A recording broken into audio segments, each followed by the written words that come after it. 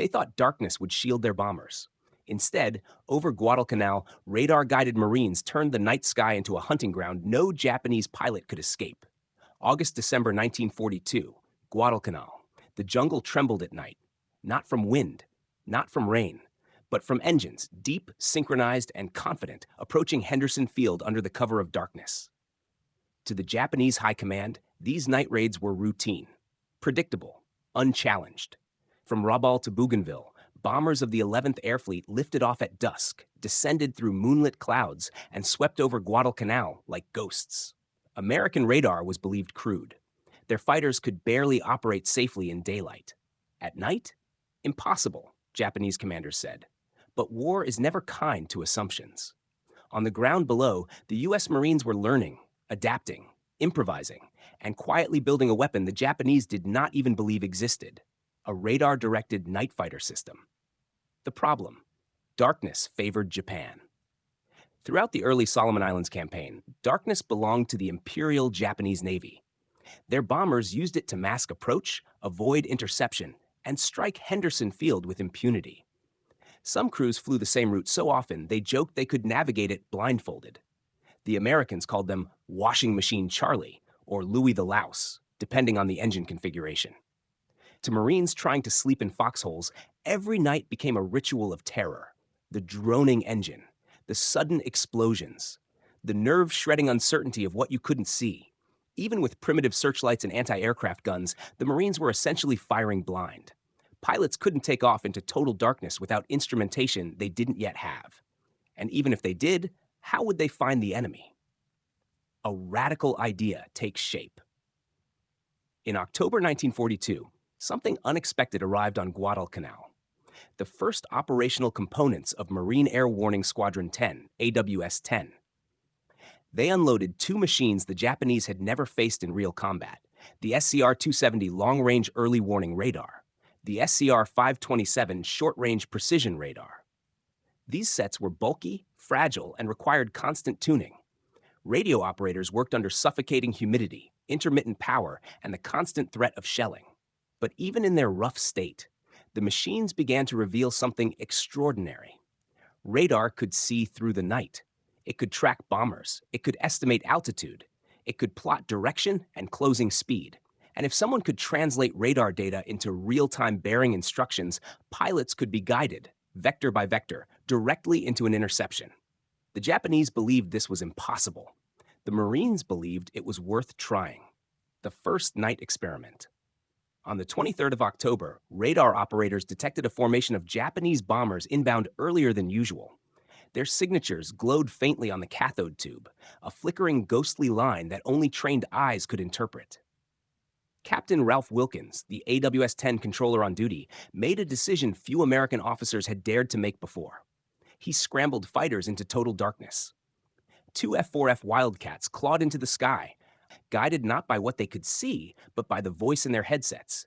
Turn 10 degrees starboard, level off, climb to 9,000, enemy bearing 080, closing fast. For the first time in the Pacific War, a Marine controller was steering American fighters using radar alone. Every second was an experiment. Every instruction could be lethal if miscalculated. The Japanese approach. At that moment, the bombers, mostly Mitsubishi G4M Bettys, were cruising smoothly toward Guadalcanal. Their crews had no idea fighters were climbing beneath them. Japanese doctrine insisted the Americans could not fight at night. Their intelligence summaries repeated the same line: no evidence of radar-controlled interception capability. But tonight would rewrite that line forever. The bomber crews dimmed cockpit lights. Navigators watched their stopwatches. Pilots adjusted heading slightly to avoid predicted anti-aircraft patterns. Everything felt normal. The interception begins. Then one bomber's tail gunner noticed something unusual: a faint silhouette where none should exist. A Wildcat. Then another. The Marines had arrived, exactly where radar predicted. Within seconds, tracers ripped through the night.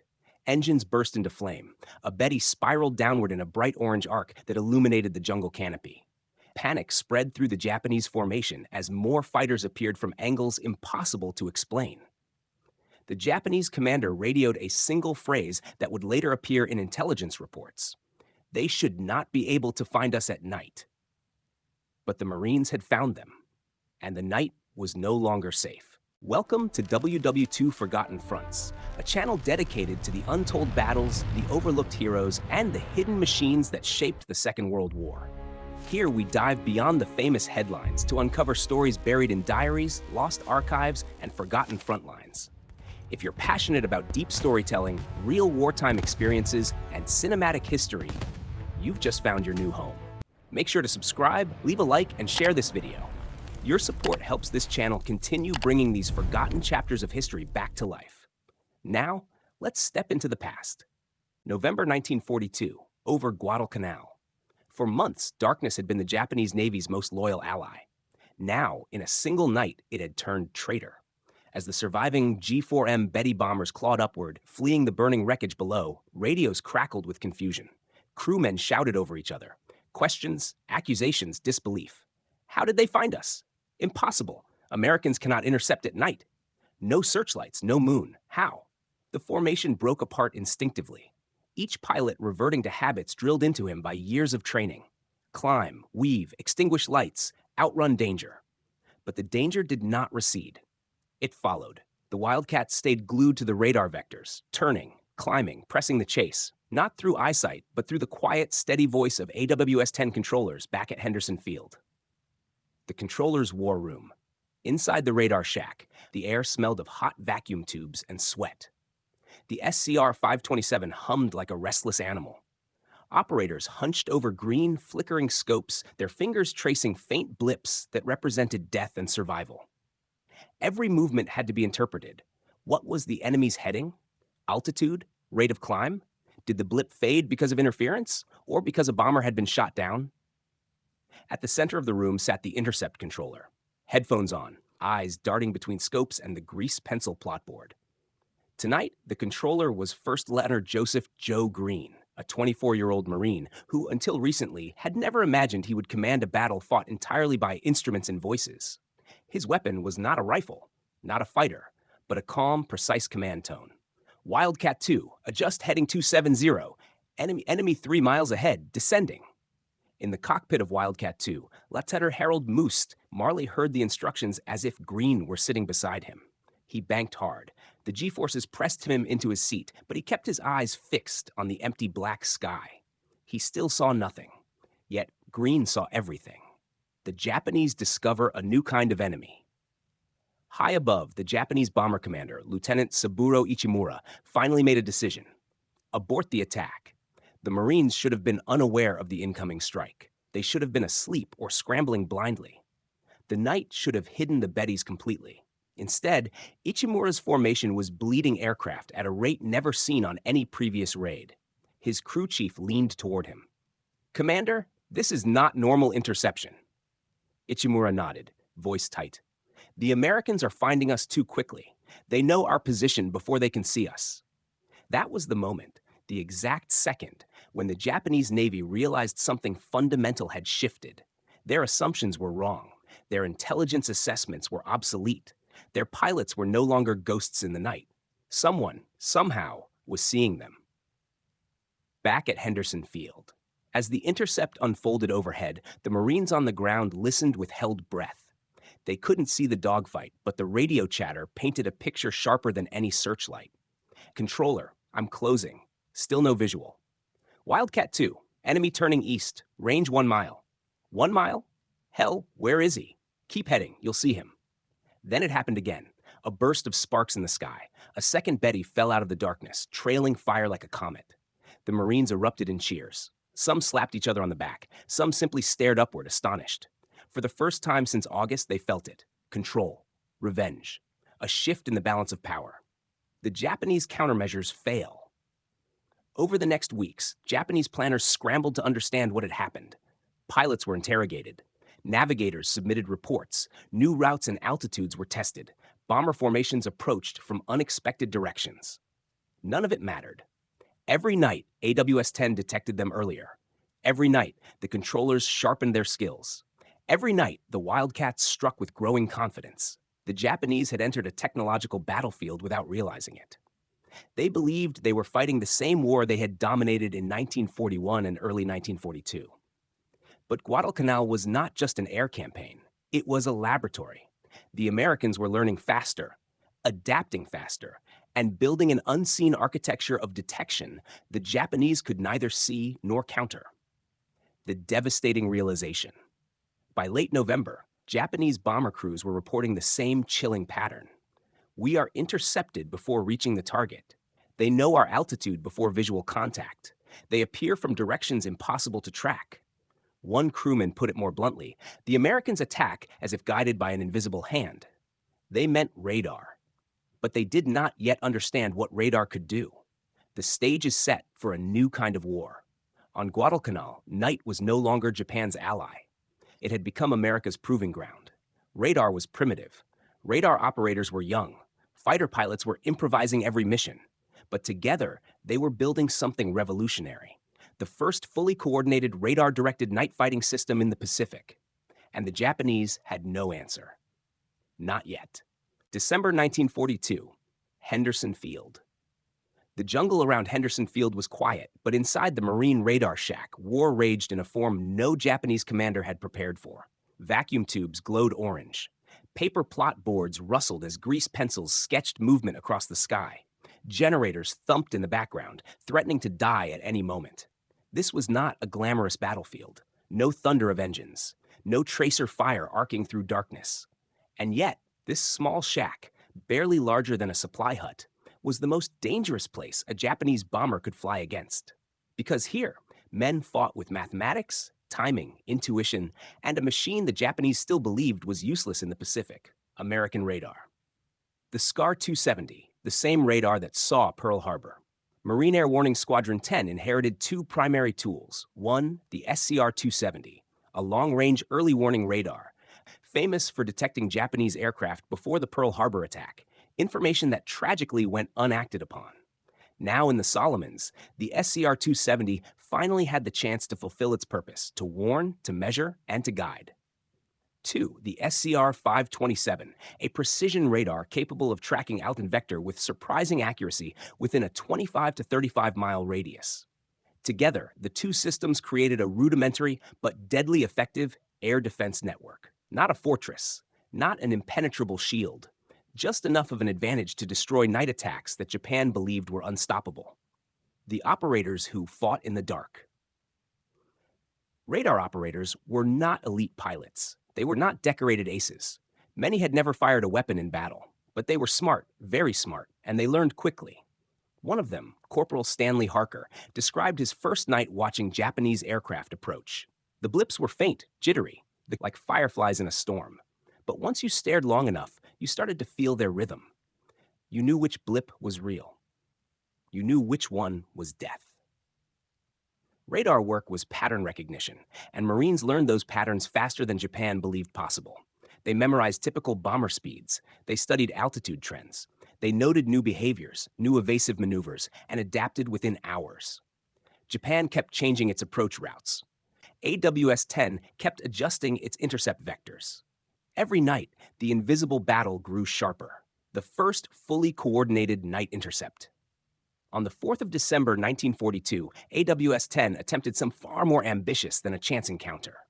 A fully planned, fully radar-directed intercept. The operator spotted two groups, one at 10,000 feet, another descending from 14,000. Both inbound from Bougainville. Both expected by Japanese doctrine to arrive undetected. This time, the Marines were waiting. Lilchern Green radioed the fighters. Wildcat control to Blue Flight. Stand by for vector. Target bearing 085, Angels 10, speed 180. The pilots acknowledged. They throttled forward. Engines roared down the makeshift runway. But there was no moon, no horizon, only blackness.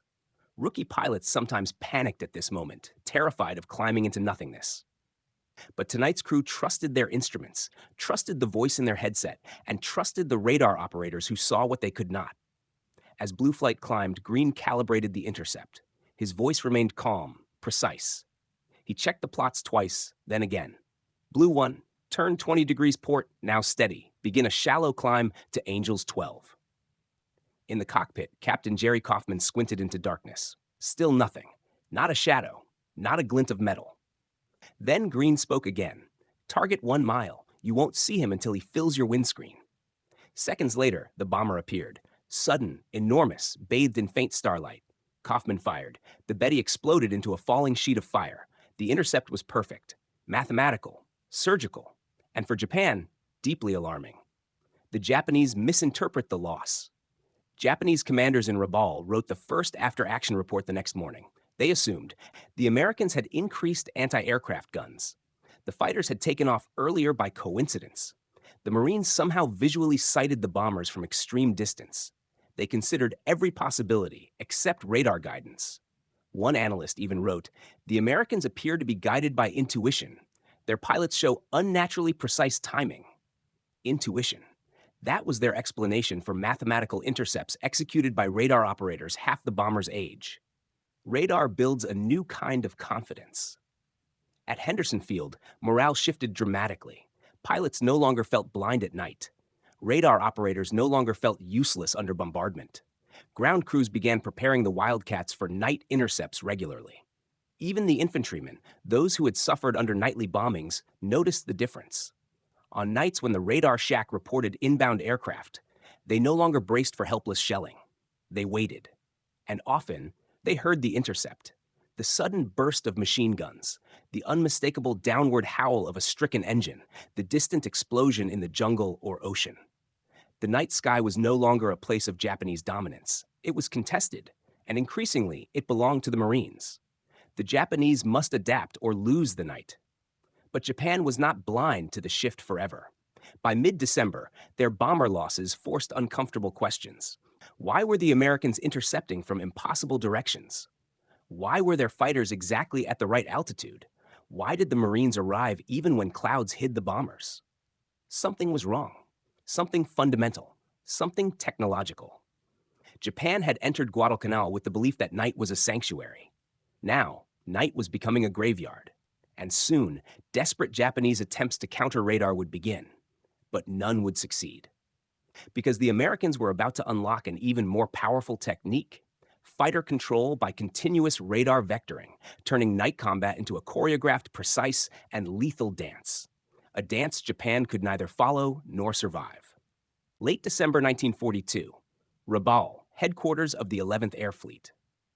The room was silent except for the rustling of intelligence papers and the low ticking of a wall clock. Japanese officers stood around a long wooden table, reading the latest after-action reports from Guadalcanal. Losses were rising. Patterns were changing. The Americans were doing something impossible. Commander Masayoshi Takayama, an intelligence officer with years of experience analyzing aerial engagements, read the summaries twice, then a third time. His brow furrowed.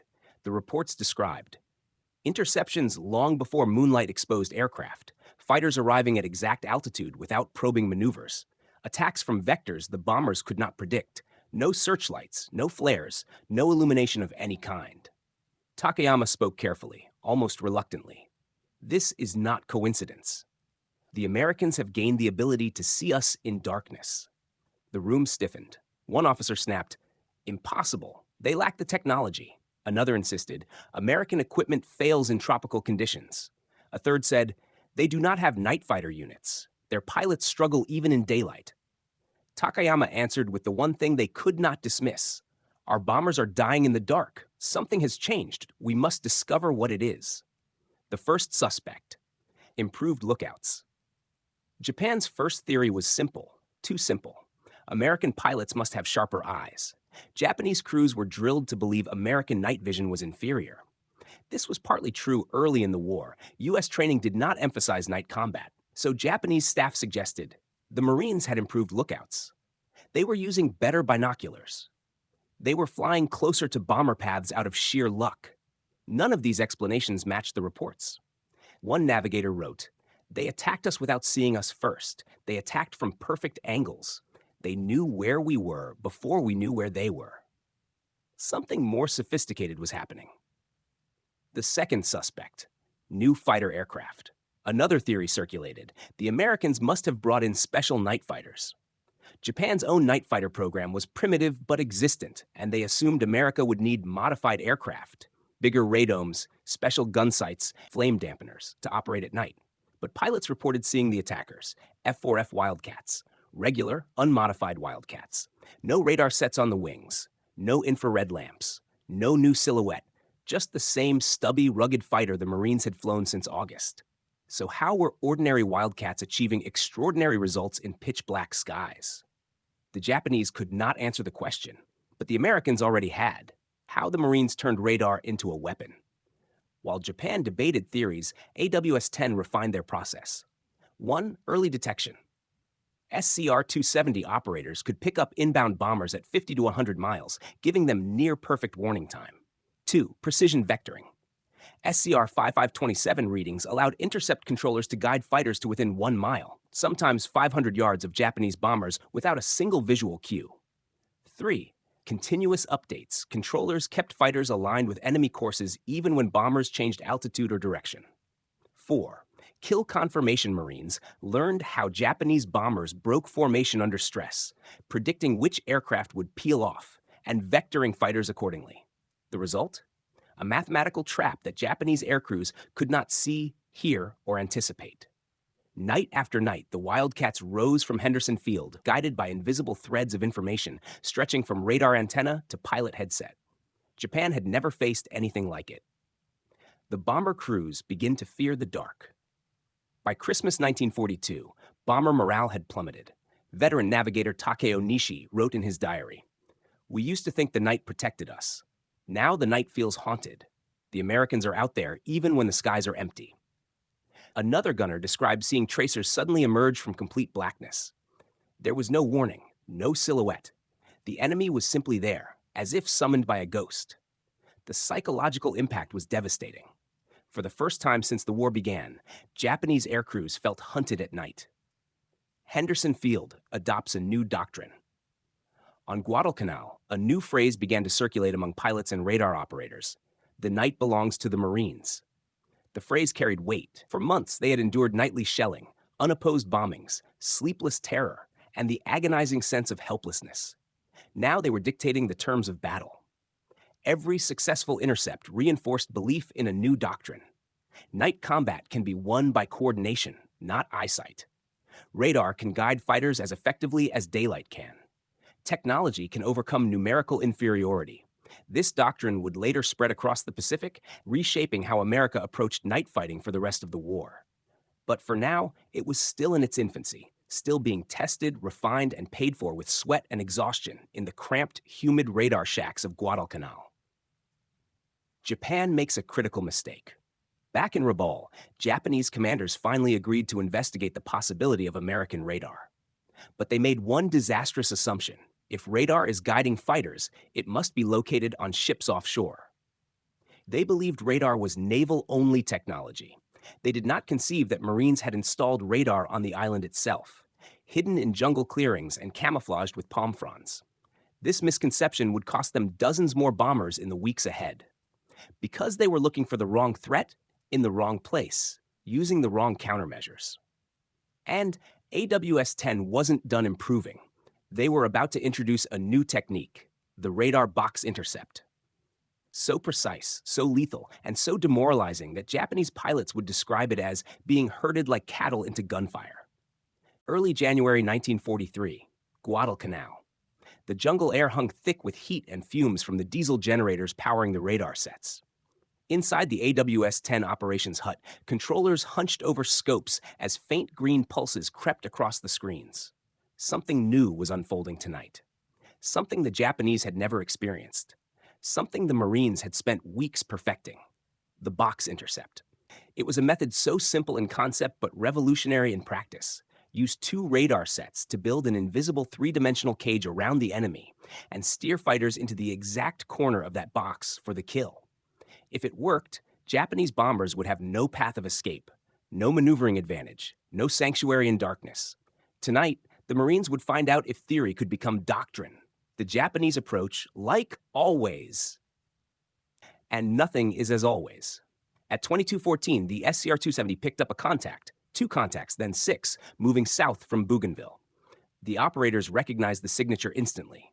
The spacing, the altitude, the speed. Betty's, a full strike package. But something was different. Their course was slightly offset, as if the Japanese had altered routes in an attempt to avoid the previous week's deadly interceptions. In the radar shack, Joe Green allowed himself a thin smile. "Good," he muttered. "Let them try something new. We'll try something new too." He signaled the plotting team. "Prepare the box." The invisible cage takes shape. The box intercept was built on 3 pillars. 1. Predict the bomber's future position. Not where the aircraft was, but where it would be in 2, 4, 6 minutes.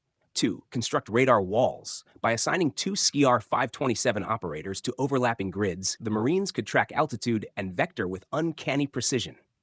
3. Guide fighters to the interception point before the bombers arrived. So when Japanese pilots moved into position, the Wildcats would already be waiting, silent, unseen, perfectly aligned. It was ambush by mathematics, a trap woven from geometry, a hunter's snare laid in an empty sky.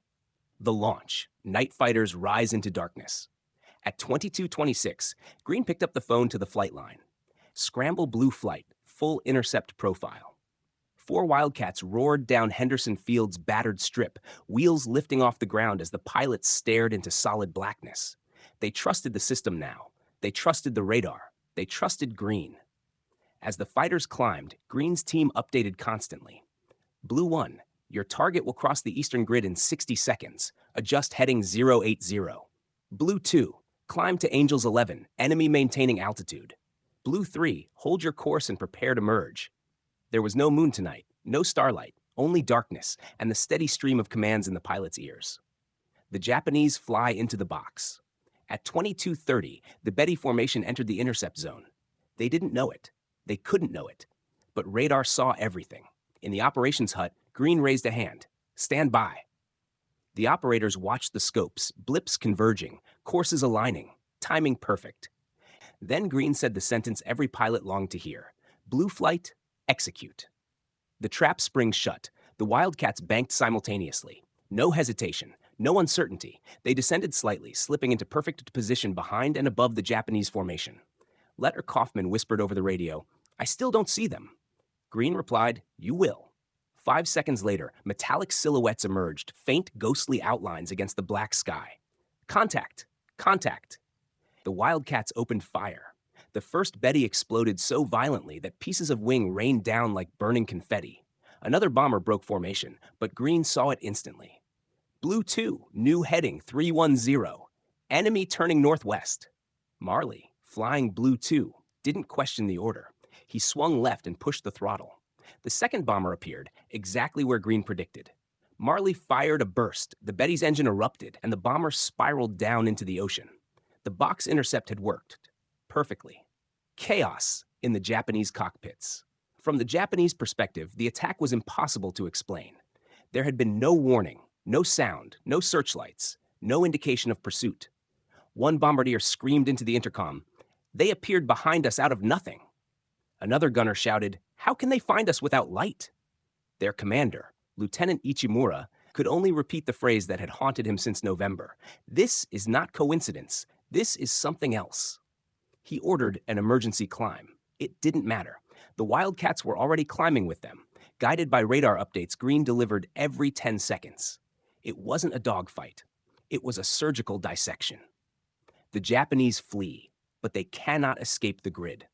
By 22:37, the bomber formation was falling apart, each aircraft fleeing in a different direction. But AWS-10 had practiced for this. Green switched to individual tracking. Blue 3, break pursuit. Target bearing 220, descending, likely damaged. Blue 1, continue on heading. Blue 2, check port side. Radar shows straggler. Blue 4, hold altitude. New contact emerging east of your position. Every order was exact. Every vector calculated. Every movement anticipated.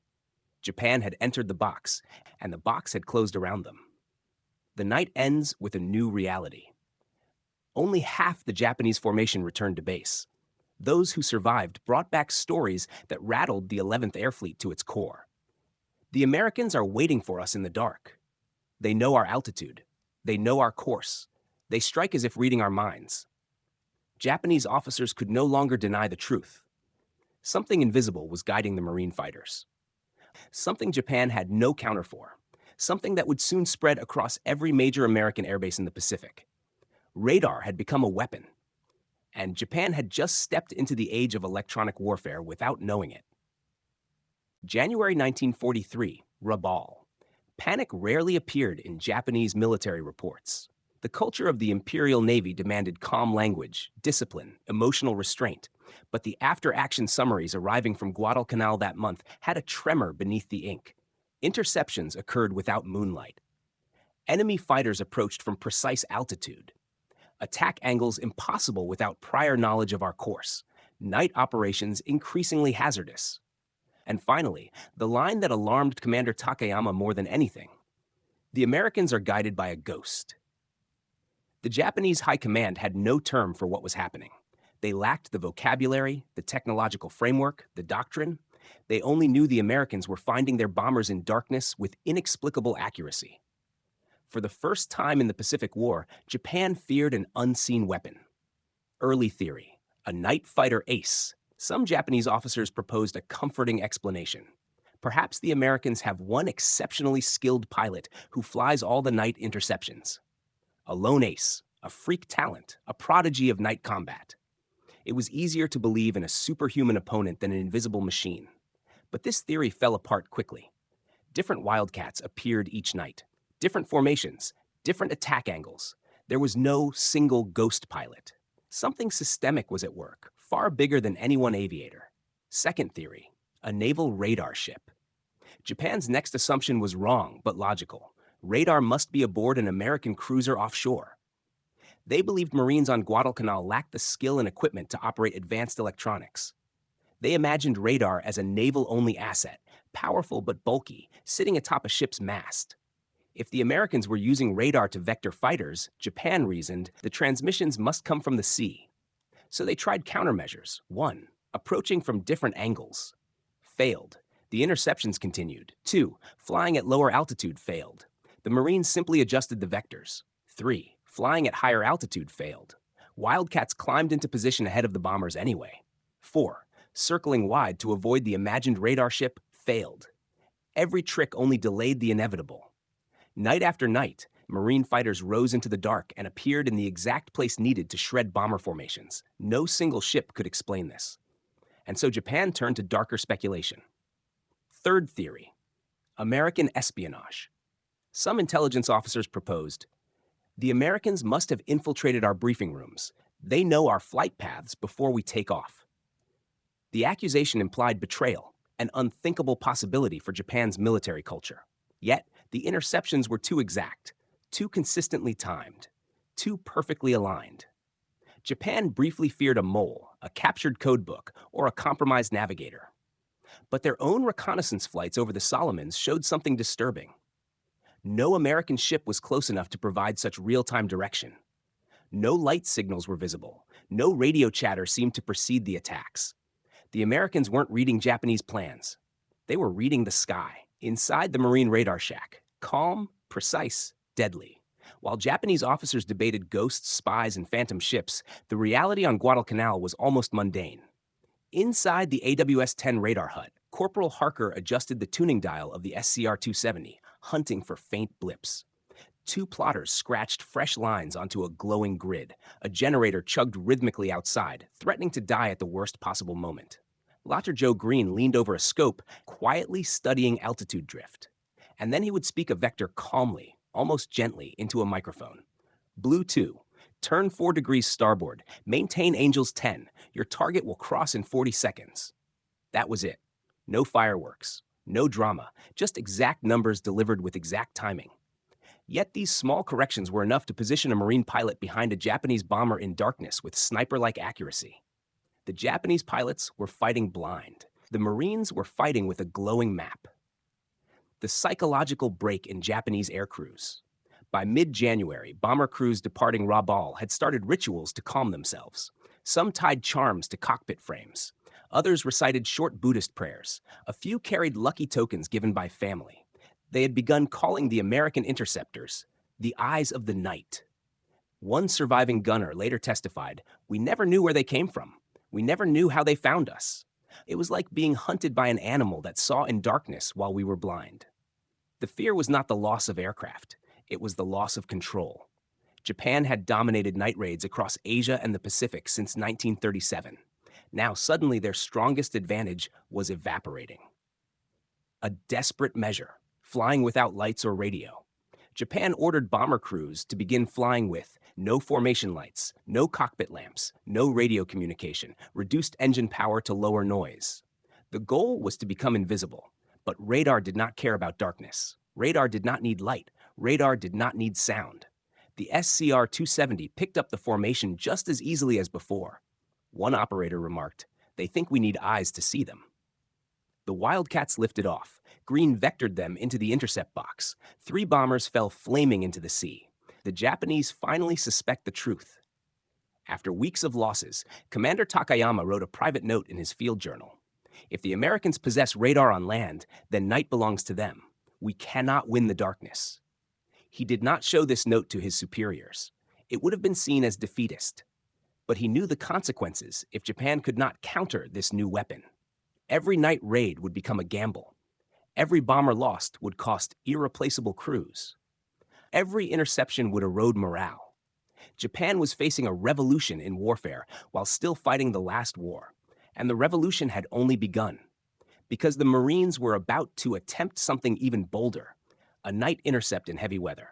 Something Japan believed was absolutely impossible. But it wasn't. Not with radar. January 1943. A night of turbulence over Guadalcanal. By late January, the Japanese bomber crews had grown used to one disturbing reality. Clear skies meant death. If the moon was bright, if the air was clean, if the clouds parted, the Wildcats came. They came from behind. They came from above. They came from angles Japanese pilots could neither predict nor comprehend. But on stormy nights, on the nights when rain hammered the cockpit glass, when the winds bucked aircraft like paper toys, when clouds swallowed the moon, those were the nights the Japanese felt safe again. No pilot believed Americans would fly in such conditions. No radar officer in Japan believed radar could penetrate tropical storms. No commander in Rabaul believed any intercept was possible when the sky itself turned hostile. But they didn't know the Marines. They didn't know AWS-10, and they didn't know the secret that separated American radar from Japanese night fighting doctrine. Radar could see through chaos, pilots could fly through hell, and together they could strike in storms. The storm arrives, and so does the bomber force. On the evening of January 29th, a violent squall swept across Guadalcanal. Rain hammered Henderson Field. Winds tore at the palm trees. Thunder rolled across Iron Bottom Sound. It was the kind of night even veteran Marine pilots dreaded. Visibility, 0. Horizon, gone. Cloud layers stacked like walls of gray steel. But radar was unaffected. At 21:47, the SCR-270 operator shouted, "Contacts! Multiple, bearing north-northwest." The blips were faint, but they were clear. A Betty squadron slipping through the weather, confident they were invisible. Inside the radar hut, Lutcher Joe Green exhaled slowly. "They're using the storm as cover." Corporal Harker grinned. "Let's show them storms don't hide anything." Green hesitated for only 1 second, long enough to calculate risk. Then he picked up the phone to the flight line. The scramble. Nobody thought possible. Scramble blue flight. Full night intercept. Storm conditions. Even the ground crew stared in disbelief. "Sir, they'll have no visual cues." "Sir, the instruments are unreliable in this humidity." "Sir, the wind shear." Green cut them off. "Radar will get them there. Trust it." 4 F4F Wildcats trundled onto the rain-soaked runway. Engines roared, water sprayed behind the wheels, and then, one by one, the fighters vanished into the storm clouds. No stars, no moon, no horizon, nothing but turbulence and blind faith. Inside the cockpits, pilots fought the buffeting winds as Green's voice guided them. Blue 1, climb to Angels 8. Blue 2, hold heading 200. Blue 3 and 4, prepare for vectoring. The pilots couldn't see 10 feet ahead, but the radar could see 50 miles ahead. Inside the Japanese formation, false security. The Japanese commander that night, Lieutenant Jiro Nakamine, felt relief as the storm intensified. "Tonight," he told his crew, "the Americans cannot find us." Thunder shook the fuselage. Rain streaked across the canopy. Navigation was difficult, but not impossible. And best of all, there had been no American intercepts yet. The crew relaxed. Some even joked that the storm was their guardian spirit. They had no idea that, miles away, invisible eyes were tracking their every move. The first sign of what's coming. In the radar hut, the picture sharpened. Green leaned forward. They're climbing to 14,000. Adjust blue flight now. He issued vectors rapidly, adjusting for storm drift, atmospheric distortion, and radar refraction, things most Japanese officers didn't even know radar could do. Blue 1, tighten your turn. Blue 2, reduce throttle. Your altitude is off by 100 feet. Blue 3, prepare for a proximity merge. Blue 4, stay on course. The storm roared outside, but inside the radar shack there was only calm, steady calculation. The Japanese were flying blind. The Marines were flying with a three-dimensional map. The merge. A ghost appears in the storm. Then suddenly, Blue 1, enemy 1,000 yards ahead. Captain Kaufman squinted into the sheet of rain. Nothing. Green's voice sharpened. 500 yards. Still nothing. 200. You will see him now. Lightning flashed, and for a split second, the sky lit up just enough to reveal a silhouette. A Betty bomber, barely 60 yards ahead, climbing through turbulence. Kaufman didn't hesitate. He fired. The tracers seemed to vanish into the rain until the bomber's right engine burst into flame. The aircraft spiraled down, swallowed by the storm it thought was its shield. The Japanese realized the truth. Too late. Inside another bomber, a gunner screamed, "They flew through the storm. They are hunting us inside the clouds." Panic rippled through the formation. Pilots broke altitude. Some dove, some climbed, some weaved erratically. But every maneuver was visible to Green's team. The radar tracked them effortlessly, even as they twisted through the weather. Green issued vectors with machine-like precision. Blue 3, new target bearing 330, Angels 12. Blue 4, pursue straggler east of your position. Blue 2, enemy descending rapidly, intercept in 10 seconds. And the Wildcats executed perfectly. In the storm, in the dark, in conditions Japan believed were physically impossible for night combat. The strategic implications hit Japan hard. Of the 13 bombers that departed Rabaul, only 6 returned. And the surviving crews all said the same words. The Americans saw through the storm. They attacked inside clouds. We cannot hide. For the Japanese Navy, this was the moment everything changed. If storms could not protect them, if night could no longer shelter them, if no maneuver could shake radar-guided interceptors, then the entire doctrine of night bombing in the Solomons was collapsing. Japan had just realized the terrifying truth. They were fighting an enemy who could see the invisible. And worse, the Marines were only getting better. The next breakthrough would be even more devastating. Day-night integrated radar control, allowing around-the-clock tracking and interception. A capability Japan did not develop until far too late. February 1943, Guadalcanal. By early February, a new rhythm had taken hold on the island. It was not dictated by sunrise or sunset, by tides or patrol schedules, or even by Japanese bombing patterns. It was dictated by AWS-10's radar screens. Morning, afternoon, twilight, midnight, storm, clear sky. It no longer mattered, because the Marines were no longer blind in the dark, and they were no longer blind in daylight either. The radar web they had built on Guadalcanal now covered day and night, allowing continuous tracking of Japanese aircraft from the minute they approached the island until the minute they fled. Japan, without knowing it, had lost the advantage of time. And now, the Marines were about to use their new 24-hour radar cycle to break the last Japanese belief: we can attack when the Americans are tired. No. AWS-10 never slept. The myth of the safe hours. Until now, the Japanese planners at Rabaul believed there were windows, brief moments when American fighters were grounded, the hour before dusk, the deep hours of the night, the dawn transition period, times when weather was poor, times when Marines were exhausted, but radar erased all those windows. The SCR-270 worked as well at 3 a.m. as it did at noon. The SCR-527 read altitudes the same in fog as in sunlight. The operators rotated shifts with ruthless discipline. Japan still believed in day pilots and night crews. The Marines believed in around-the-clock detection. This mismatch created an opportunity, and AWS-10 exploited it. The first 24-hour intercept cycle. On February 8, 1943, the Japanese launched a series of probing attacks trying to identify weaknesses in American defenses. They found none. Attack 1. Dawn probe. A pair of reconnaissance float planes approached at sunrise. Radar detected them instantly. Fighters intercepted before the planes could climb above the waves. Both were shot down. Japanese conclusion: Americans react quickly in daylight. Attack 2. Noon. Diversion. A formation of Zeros attempted a decoy run inland, hoping to draw fighters away. CR-270 tracked both the decoys and the real bomber force behind them. The Wildcats ignored the bait and intercepted the bombers instead. Japanese conclusion. Americans have improved communication. Attack 3. Twilight Rush. This was the main event. Japanese doctrine said twilight was chaos, difficult for pilots, difficult for radar, difficult for coordination. But AWS-10 was not coordinating by eyesight. They were coordinating by glowing blips on a scope. At 1822, radar picked up two groups, bombers approaching low, fighters approaching high. Green immediately began vectoring. The result, two bombers downed before they reached Henderson. A third limped home with heavy damage. Japanese conclusion. Americans must have a second radar system. They were right. They just didn't know how many. Attack 4. Midnight Bombardment. Japan believed midnight offered the best cover. Crews were tired, pilots disoriented, radar operators fatigued. But AWS-10 had learned to rotate its radar crew in perfect 3-hour cycles, keeping everyone sharp. The midnight raid never reached Henderson Field.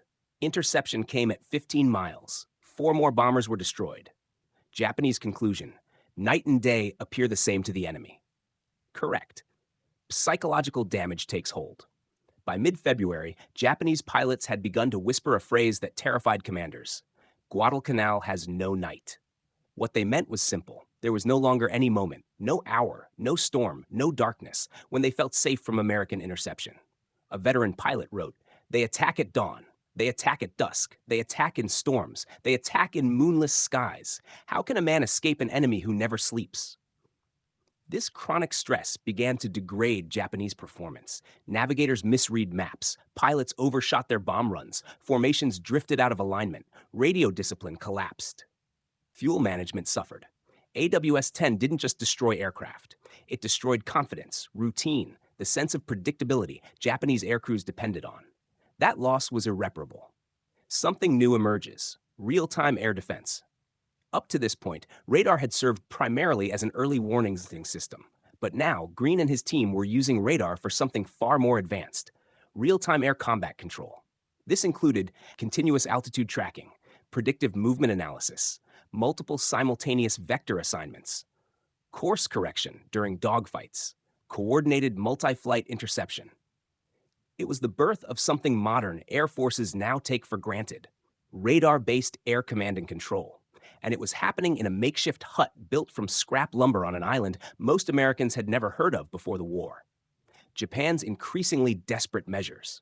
As February dragged on, the Japanese tried increasingly extreme countermeasures. 1. Extreme low-altitude approach, flying 50 to 100 feet above the ocean. Outcome: radar still tracked them.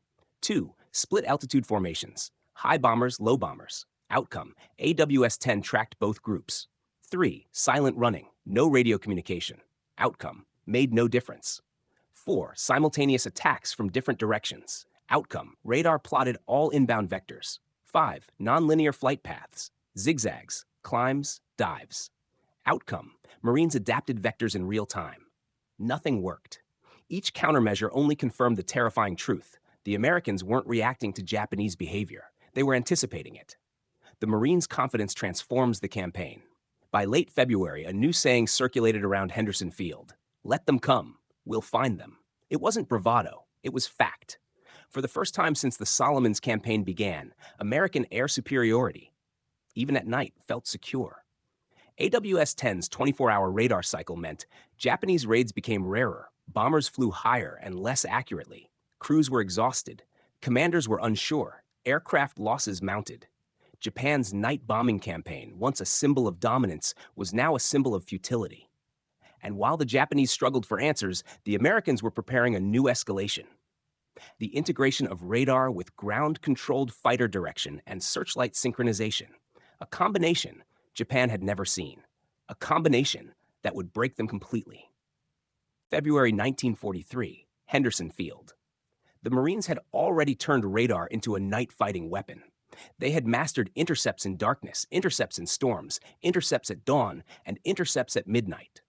But now, AWS-10 prepared something far more devastating, something designed not only to find Japanese bombers, but to expose them.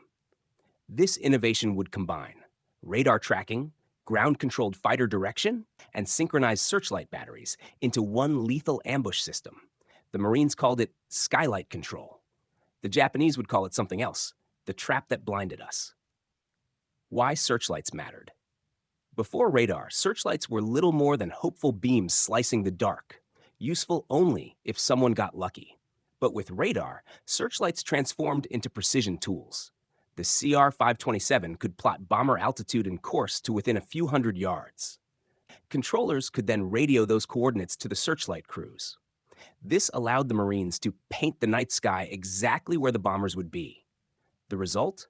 A sudden, blinding cone of light erupting around Japanese aircraft, freezing them in place, silhouetting them against the darkness, turning them into glowing targets for fighters and anti-aircraft guns. The Japanese had never experienced anything like it. The Japanese assumption: Americans do not coordinate at night. Japanese doctrine held that Americans lacked the discipline for sophisticated night coordination. They believed U.S. units would panic, miscommunicate, or collide in confusion. But on Guadalcanal, radar tied everything together. The controller told searchlights where to aim. The searchlights illuminated the bombers. The illumination allowed AAA to fire precisely. The AAA fire forced bombers to break formation. The breaks exposed vulnerable aircraft to Wildcats already in position. It was not chaos, it was choreography. Japan was about to learn what that looked like. The night of February 17, the first SKYLIGHT trap, at 2312, the CR-270 picked up a large inbound formation. Green studied the pattern. Looks like 15, maybe 16 aircraft. Prepare SKYLIGHT control. Corporal Harker nodded, then relayed altitude and bearing to the searchlight crews dug into positions around Henderson Field. Inside the radar hut, tension rose. This was not a guaranteed success. If the timing was off by even 15 seconds, the trap would fail. If the calculations were wrong, searchlights would reveal nothing. But Green trusted his operators, and the operators trusted radar. The Japanese enter the kill zone. At altitude, Lieutenant Nakamine's bomber group approached the island. Visibility was excellent. Stars glittered above. The moon was at quarter brightness. Perfect bombing weather. He radioed his formation, level out, prepare for final run. Below them, everything was dark, silent, calm, inviting. He smiled. This time, he told his crew, they cannot intercept us. But the sky was lying. The ambush springs open. At 2321, Green issued the command to searchlights. Illuminate grid Delta 7. 3-second delay. On my mark. Operators counted aloud in the silence. 1, 2, 3. The night erupted. A dozen white beams struck upward at once, converging on the bomber formation like fingers of light closing around a trapped insect. The Betty crews were blinded instantly. Dark silhouettes became perfect targets. Engines glinted, cockpits glowed, wings reflected the violent light. The Japanese had flown into a lantern. The Marines had lit the wick. Panic in the formation. Inside Nakamine's bomber, chaos exploded. Turn, dive, something is wrong, move. Pilots banked desperately to escape the beams. Some dove abruptly and collided with aircraft below. Others climbed straight into waiting Wildcats. Searchlights tracked every motion, following radar cues like predators adjusting to prey. Anti-aircraft guns opened fire with stunning precision. Tracer lines stitched across the sky. Explosions lit the clouds orange. One gunner shouted, "We are in a spotlight cage." He was right. The fighters joined the slaughter. While the searchlights froze the bombers in place, Green vectored the Wildcats. Blue 1, altitude perfect. Engage. Blue 2, hard left, they're breaking toward you. Blue 3, straggler at heading 180, go now. The fighters dove into the illuminated targets with absolute clarity. No guessing, no hunting, no searching shadows. Every bomber was visible. Every bomber was marked for death.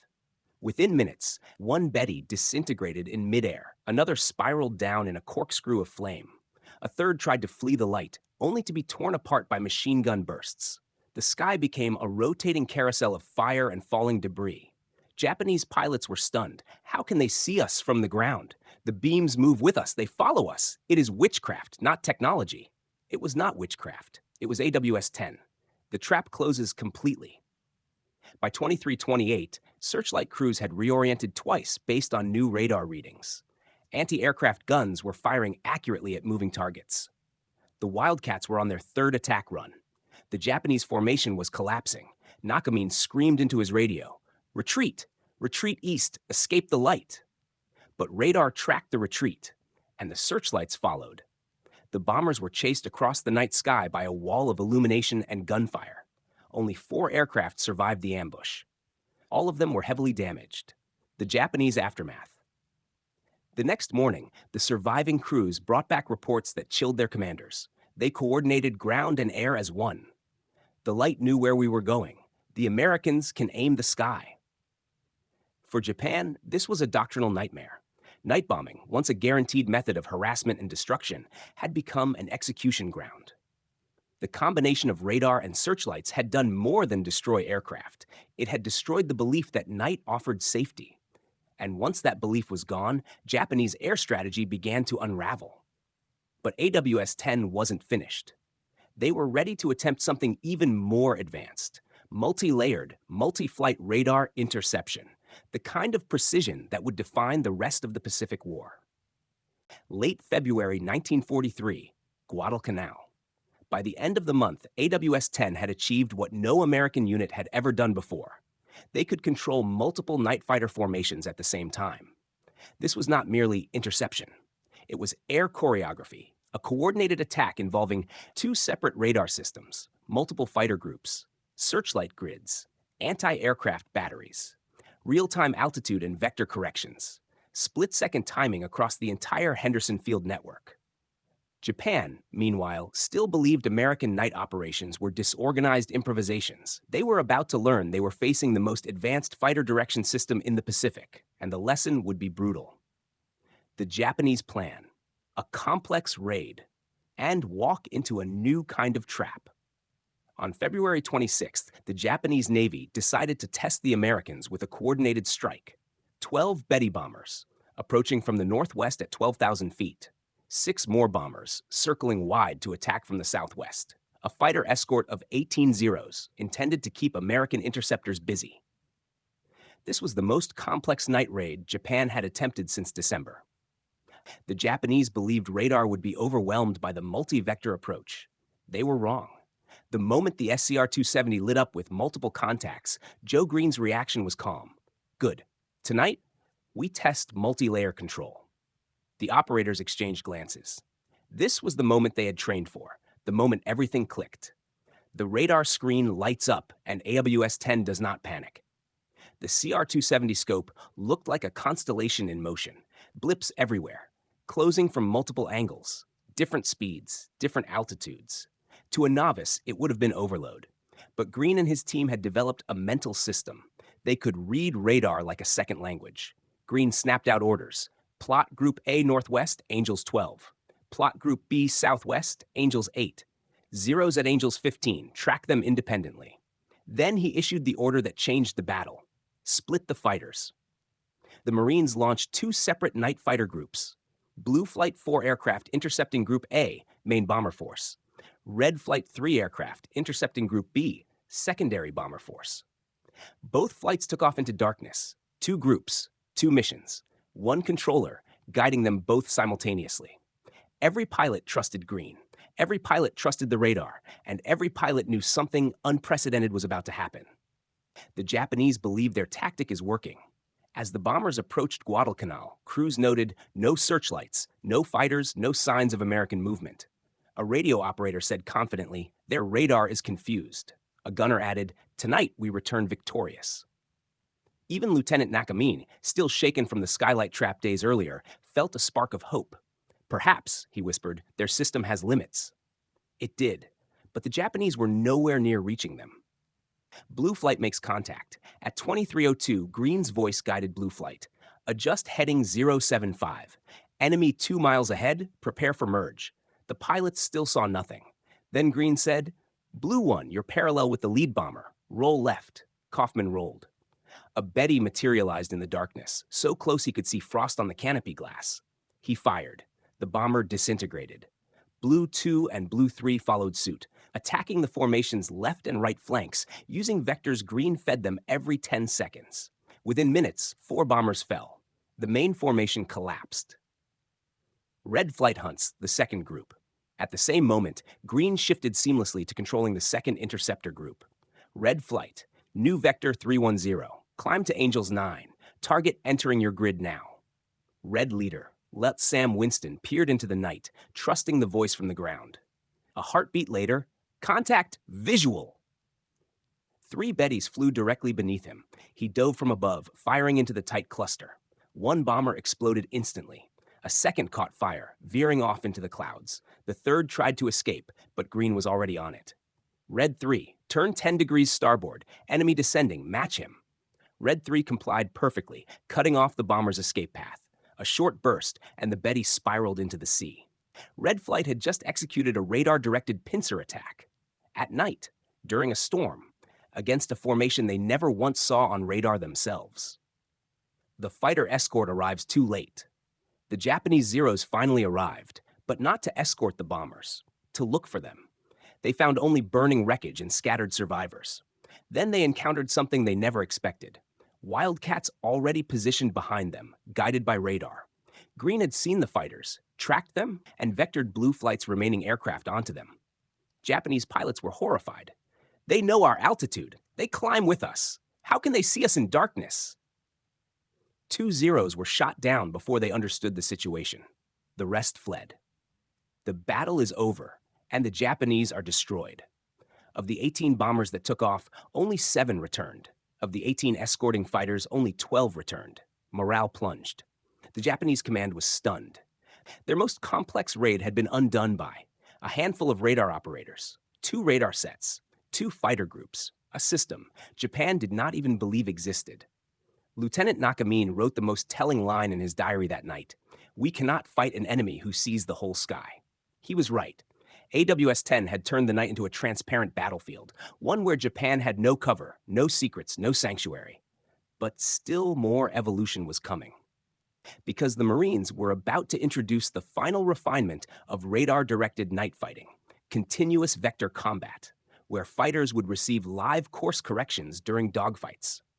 A concept so far ahead of Japanese doctrine that it would break their final fighting spirit. March 1943, Guadalcanal. By March, the Japanese High Command understood one truth they never expected to face. The Americans were no longer reacting to their movements. They were directing the entire battle in real time. And the most terrifying refinement of all was just emerging. A technique no other nation in the Pacific possessed: continuous vector combat. This was not simple interception. This was not the Marines steering fighters toward bombers. This was something revolutionary. Guiding fighters during the dogfight itself with radar updates every few seconds, correcting altitude, heading, and speed while aircraft were merging, firing, braking, and maneuvering in pitch-black chaos. Japan had never conceived such a thing was possible. But AWS-10 was about to prove it was not only possible, it was unstoppable. The birth of a new technique.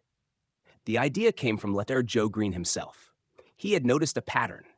Wildcats often lost contact after their first firing pass at night. Pilots overshot or turned the wrong way or lost visual reference entirely.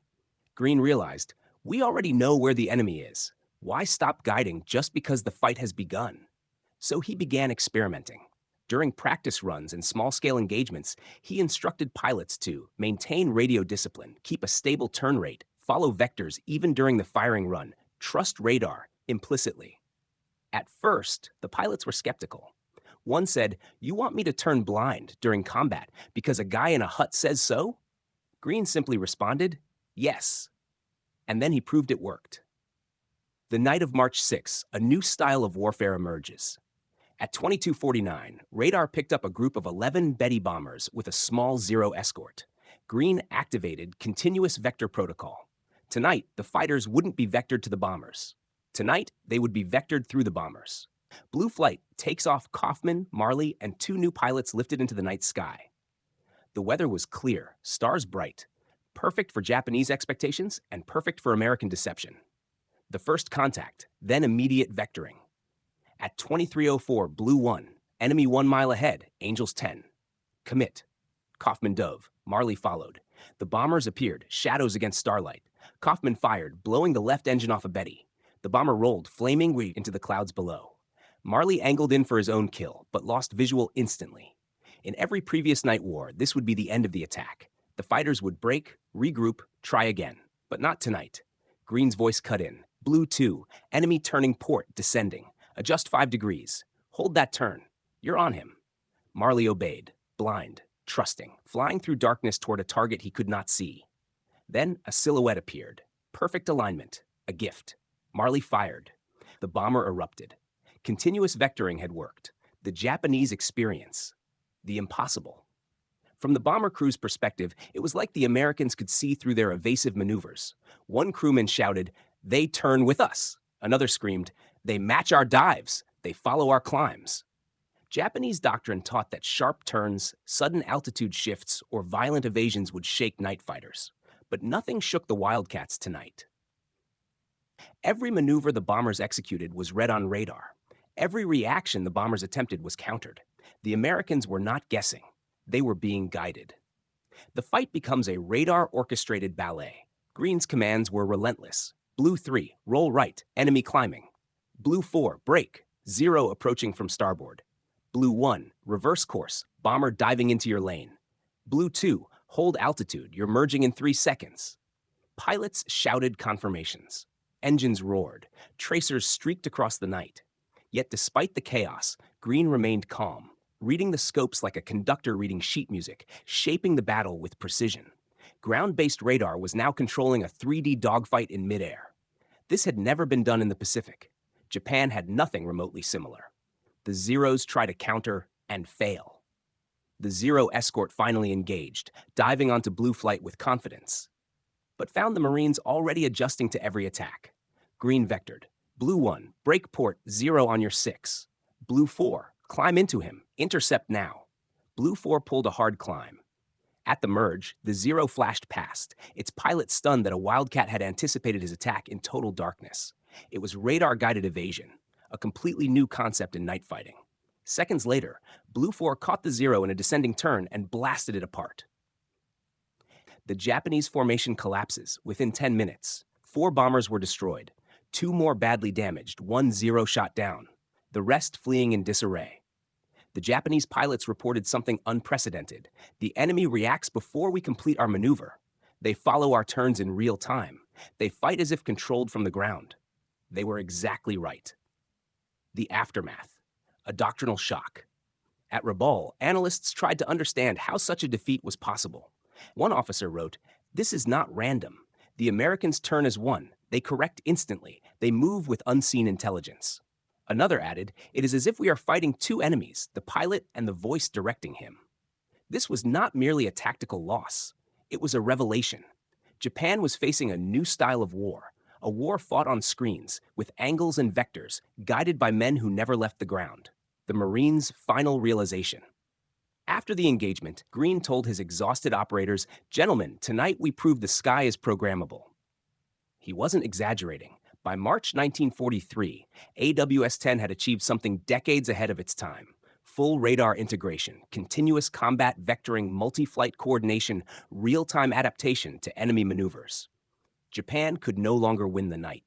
Not with tactics, not with courage, not with numbers. The Americans had rewritten the rules of air combat. But the story wasn't over. One final chapter remained. The moment Japanese commanders finally learned the true source of their defeat and understood they had been outmatched not by luck, but by technology, discipline, and imagination. April 1943, Rabaul. The air inside the operations room was tense, stale, and thick with cigarette smoke. Maps lay scattered across the table. Flight paths were pinned to corkboards. Reports, survivor accounts, mission logs, intelligence summaries covered every surface. Japanese commanders had gathered to answer one question: how were the Americans destroying their bombers at night with impossible precision? For months, they had blamed luck, weather breaks, pilot error, or a mythical American night ace. But now, the evidence was undeniable. Too many night raids had failed. Too many bombers had vanished. Too many pilots returned shaken and speaking of ghosts. The Japanese Navy had to face the truth. The report that broke the illusion. The decisive document came from a veteran navigator whose plane barely survived an interception. The enemy matched our altitude changes instantly. They turned with our formation. They anticipated our evasions. Their attacks were synchronized as if guided by one mind. He added a final chilling line. This is not the work of pilots. This is the work of a system. Japan had spent the war believing American fighters behaved like individuals. But on Guadalcanal, they fought like parts of a single organism, reacting as one, turning as one, killing as one. Something coordinated them, something pervasive, something invisible, the moment of recognition. Commander Takayama stood before the room, holding a translated transcript of a captured American technical memo. He read one sentence slowly. Radar may serve as the foundation of night air command and control. The officers in the room fell silent. That was it, the missing piece, the explanation for everything. American radar was not simply detecting aircraft. It was directing the battle. Every bomber loss, every fighter interception, every failed raid. All had been shaped by an unseen architecture of antennas, screens, and operators, woven together by discipline and imagination the Japanese command had not anticipated. Takayama placed the document on the table. "We have not been outfought," he said quietly. "We have been outthought." The realization hit like a physical blow. The system they never saw. Japan had assumed radar to be a ship-only or experimental tool. They imagined enormous naval sets, large, fragile, limited. They never conceived that Marines could haul radar units ashore, camouflage them beneath jungle canopies, synchronize them with searchlights, tie them into anti-aircraft batteries, integrate them with fighter squadrons, establish continuous vector control, run a 24-hour detection cycle, guide dogfights in real time. And they never imagined young radar operators, some barely 19 years old, would become the unseen commanders of the night sky. Japan thought they were fighting pilots. They were fighting a network. The final night raid. On March 28th, the Japanese Navy attempted one final large-scale night attack on Guadalcanal, the last gasp of an exhausted doctrine. The formation departed Rabaul with more hope than realism. Pilots prayed. Commanders watched silently. Mechanics bowed as aircraft rolled toward takeoff. The raid never reached its target. AWS-10 tracked them from over 90 miles away. Blue and red flights executed perfect intercepts. Searchlights illuminated stragglers. Continuous vectoring shredded the formation. By dawn, fewer than half the bombers returned. Those who survived reported the same nightmare. The Americans were already in position. They always knew where we were. There is no darkness anymore. And that was the end of Japan's night air campaign in the Solomons. The Americans reflect on what they built. On Guadalcanal, the Marines who made history did not celebrate like heroes. Inside the radar hut, Leonard Joe Green simply leaned back in his chair and said, "It worked." Corporal Harker, rubbing exhaustion from his eyes, replied, "Yeah, and nobody will ever know what happened in here." He wasn't wrong. Pilots got the credit, aces got the headlines, wildcats got the glory. But the invisible war, the war that turned night into a hunting ground, was won by mathematicians with headphones, technicians who kept generators alive, controllers who whispered bearings into radios, radar beams scanning the sky like fingers of light. And the Japanese never fully understood that the men they feared most were not in the air at all. They were in a wooden shack with humming machines. The legacy of AWS-10. The Guadalcanal radar system became the blueprint for modern air traffic control, ground-controlled intercept, GCI, doctrine, integrated air defense networks, early warning systems, 24-hour theater control operations. Every major U.S. operation in the Pacific, from Bougainville to Okinawa, would build upon the lessons forged in this primitive hut on a battered island. The Marines did more than win battles. They invented a new kind of warfare. Years after the war, a former Japanese commander reflected, "We believed night belonged to us. We believed darkness protected us. We were wrong. The Americans had created a weapon we did not understand, one that removed the night itself." Another said, "Our bombing strategy failed not because of weakness, but because we did not imagine the future arriving so quickly." The battle for Guadalcanal was not just fought on runways, in cockpits, or over jungle valleys. It was fought on radar scopes, through headphones, with grease pencils, under humming vacuum tubes, in the minds of young Marines who turned numbers into vectors and vectors into victory. The Japanese commanders never believed radar could guide night fighters. But on Guadalcanal, it did more than that. It changed the nature of war.